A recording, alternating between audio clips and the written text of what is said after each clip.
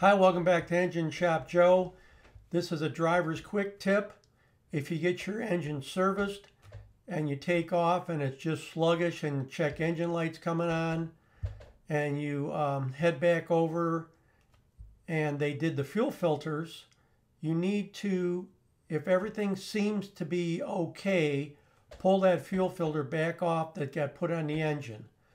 This happened in our fleet and we should know better. So take a look at what got us, and it can get you too.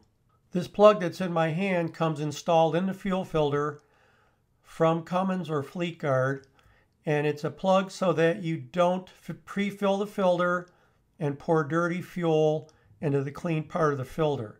I think it's a necessary item that should be in there. But this is a recessed filter, as you can see. And when that plug's in there, it actually looks like it's part of the filter and belongs there. So we put the filter on with the plug in it. And this is what happens. This is a fuel filter head, and you can see that plug goes up almost against it there.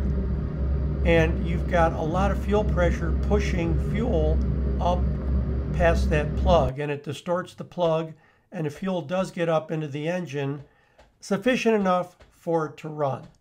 So there should be no plugs in the center of any of the fuel filters that screw on the engine once you're ready to install that filter.